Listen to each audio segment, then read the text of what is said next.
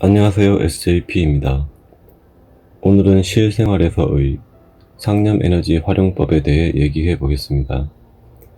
우선 활용법을 이해하려면 첫 번째, 상념에너지의 이해, 두 번째, 상념에너지의 진동 수준, 세 번째, 상념에너지 활용을 알아야 합니다. 첫 번째, 상념에너지의 이해. 상념이란 집중된 생각과 감정의 욕구인 의지로 이루어져 있는 특정한 성질을 가지고 뭉쳐져 있는 에너지입니다. 두뇌에서 칼로리를 가장 많이 소비한다고 하죠. 저 얘기는 생각은 에너지로 되어 있다는 것입니다. 이처럼 생각의 에너지는 어느 동기를 가진 집중된 에너지이죠. 우리들은 어느 행위를 하기 전에 그 계획 단계에서 생각을 집중하게 되어 있습니다. 그리고 감정으로 의지를 내어 의지의 강도에 따라 행위가 일어나게 됩니다. 번외의 얘기를 하자면 근원은 창조계의 청사진을 생각으로 만들고 자신을 이원화시키며 나타나는 대상을 통해 일어나는 감정이란 의지로 창조계를 현현시켰습니다. 저것이 창조계가 에너지로 가득 차 있는 이유가 됩니다.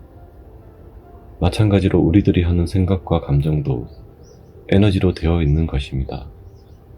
이제 상념 에너지에 대해 기초적인 이해가 되었을 것입니다. 두 번째, 상념 에너지의 진동 수준. 지금부터는 상념 에너지의 진동 수준에 대해 얘기하겠습니다. 상념 에너지는 특정한 성질이 있다고 앞서 얘기하였습니다. 저 특질은 진동을 가지는데 생각의 동기가 진동의 수준을 결정하게 됩니다. 예를 든다면 아픈 아이의 건강을 위한다면 그 동기는 이타심의 높은 진동입니다. 저 이타심으로부터의 높은 진동을 얼마나 집중하였는지와 감정 에너지가 얼마나 더해지는 수준에 따라 상념 에너지의 전속력과 영향력이 결정됩니다. 기도가 절실할 때 이루어질 수 있는 것은 저러한 상념 에너지의 영향력이 반영되기 때문이죠. 반대로 이기심은 낮은 진동의 에너지가 되겠지요. 세 번째, 상념 에너지 활용. 상념 에너지를 어느 대상을 위해 만들었다면 곧바로 그 대상에게 영향을 미치기 시작합니다. 대상의 건강이나 중요한 시험 또는 안전 등에서 필요로 하는 에너지를 외부에서 추가 공급받게 되는 것이죠.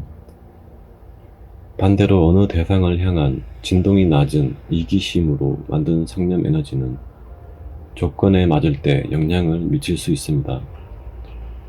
조건이란 그 대상이 낮은 에너지에 감응하는 무거운 진동 수준을 가지고 있을 때입니다.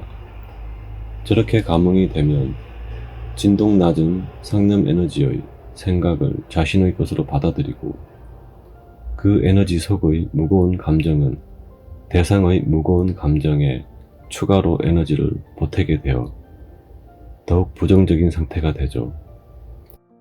그렇기에 무거운 부정적 생각과 감정을 평소에 가지고 있으면 주변에 떠도는 많은 무거운 상념 에너지에 감응되며 그 에너지를 흡수하며 자신의 것으로 받아들여 더욱 무거워지는 부정적인 상태가 되는 것입니다. 하지만 저렇지 않고 대상이 높은 진동 상태에 있는 경우라면 대상에게 보낸 낮은 진동의 상념 에너지가 그 대상에게 흡수되지 못하며 자신을 창조한 사람에게 즉시 돌아가게 됩니다. 왜냐하면 가장 자신과 같은 상태이기에 가장 강하게 끌려 당겨지는 것입니다. 저렇게 끌려 당겨지는 낮은 진동의 상념 에너지는 그 창조자의 진동을 더욱 낮게 만들게 되죠. 그래서 무거운 진동을 가진 이기적인 사람은 그 무거운 이기적인 진동이 더 강화되고는 합니다. 만약 강한 집념으로 저주의 상념 에너지를 보냈고 대상과 진동이 맞지 않아 영향을 끼치지 못하였다면 창조자에게 즉시 이끌려 당겨짐으로 창조자는 그 저주까지 끌어안는 삶이 펼쳐지게 됩니다. 반대로 이타적인 사랑의 상념 에너지를 보낸다면 그 대상에게 추가로 높은 진동의 에너지를 공급하게 되는 것이고, 자신에게는 자신이 보낸 것보다 더 많은 사랑 에너지를 진동 높은 상위계에서 받게 됩니다. 공급받게 되는 원리는 자신의 진동이 높은 상태이기에 진동 높은 계와 연결되어 있는 백회 차크라가 더 열리기 때문이죠. 사랑은 가장 높은 진동의 에너지입니다. 깨달음이 깊을수록 자연히 사랑이 많아지게 되며 자신의 진동이 사랑의 높은 진동에 가깝게 높아지게 되는 것이죠.